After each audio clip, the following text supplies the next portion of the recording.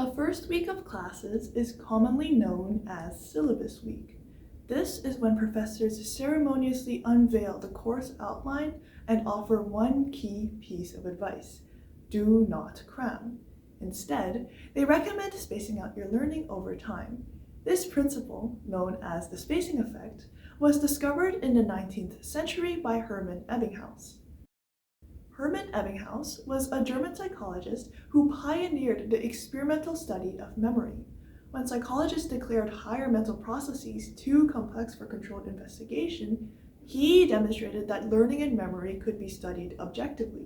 His work marked one of the earliest attempts to bring cognitive theory out of philosophical speculation and into formal science, judged as one of the great examples of original genius in experimental psychology. He discovered the forgetting curve, the learning curve, and the spacing effect. Ebbinghaus was born on January 24, 1850, in Barmen, Prussia. Although there is limited documentation of his own early years, records indicate that he was brought up evangelical and was a pupil at the town gymnasium. He began university studies at 17, attending the University of Bonn and later at Halle in Berlin. His initial interests were in history and philology before shifting to philosophy.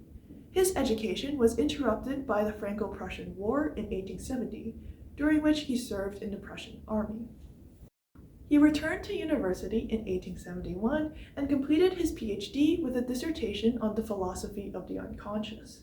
In his dissertation, he wrote, "Psychology, in the broadest sense, belongs no more to philosophy than does natural science."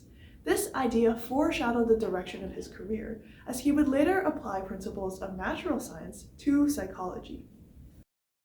Ebbinghaus traveled around England and France in 1875 and 1878, tutoring students to support himself financially. During this period of independent study, he became deeply engaged with British associationism, the idea that complex ideas are formed through associations between simpler ones. While in London, Ebbinghaus purchased a second-hand copy of The Elements of Psychophysics by Gustav Fechner.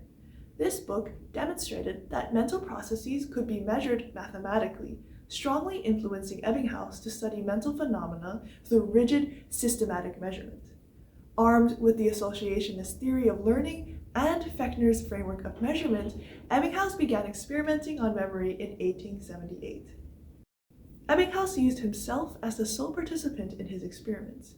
He constructed lists of nonsense syllables, which were syllables without meaning, to study memory and learning.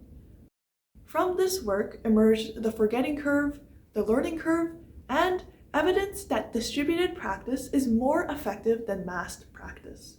His contributions set up a solid foundation for the development of psychology as we know it today. To understand Ebbinghaus's influence, let's dive deeper into the zeitgeist that dominated Europe over the 19th century. After the Prussian Reform movement, Germany was increasingly devoted to research, scientific inquiry, and academic freedom. As the only country promoting this approach to science, professorships became competitive. Ebbinghaus himself was unsuccessful in securing a position in the University of Berlin, which led him to travel through England and France. Although this might have been interpreted as a setback at the time, it exposed Ebbinghaus to the two most influential ideas in his subsequent research undertakings: British associationism and Fechner's elements of psychophysics. These two ideas, that complex thoughts consist of simpler ones and that these mental processes could be measured quantitatively, sparked Ebbinghaus's interest in science.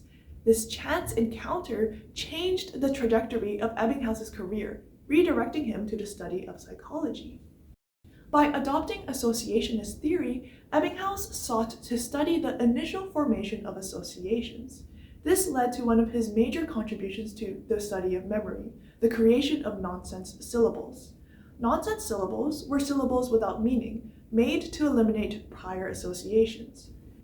Inspired by Fechner's indirect measurement of sensation, Ebbinghaus operationalized memory by recording the number of trials required to learn and relearn material. His two most famous findings, the forgetting curve and the learning curve, were the direct result of this investigation.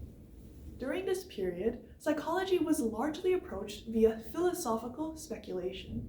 Experimentation on mental processes was still in its infancy, as psychophysicists such as Fechner never went beyond studying basic sensations.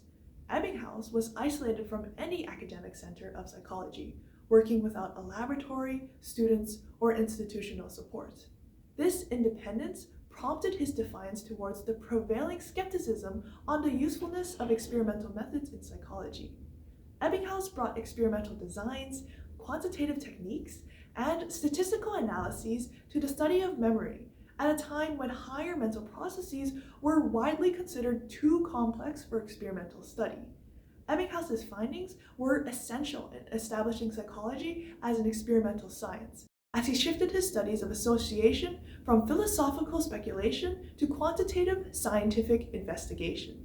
The growing emphasis on experimental methods in psychology later became a hallmark of the discipline. Ebbinghaus's methodological rigor was both intellectual and personal. He had a unique desire to establish psychology on a quantitative and experimental basis, one that did not seem to be directly influenced by any of his previous teachers. This conviction resulted in exceptional carefulness in his experimental technique. Over approximately 7 months, and often up to 3 sessions per day, Ebbinghaus subjected himself to tightly controlled learning trials. He maintained an unvarying routine, regulating his personal habits so that material was learned at the same time, under the same conditions each day. Such rigid control required extraordinary perseverance and unusual personal discipline. Although self-experimentation is not rare in the history of psychology, no other psychologist has subjected themselves to the same extent of painstaking regimen as Ebbinghaus. Even when Ebbinghaus completed his experiments in 1880, he repeated them in their entirety before publishing his results in 1885. This delay reflects Ebbinghaus's dedication to precision, as he prioritized reliability over recognition. Over the course of his career, he published relatively little, costing him academic positions more than once. But what he did publish was methodologically exacting. His patience and experimental discipline helped establish psychology as a scientific field. Ebbinghaus's influence continues to thrive in modern psychology through his rigorous method. So when students are told not to cram, they are hearing the legacy of Ebbinghaus, a man whose methods were so thorough that his findings continue to stand the test of time.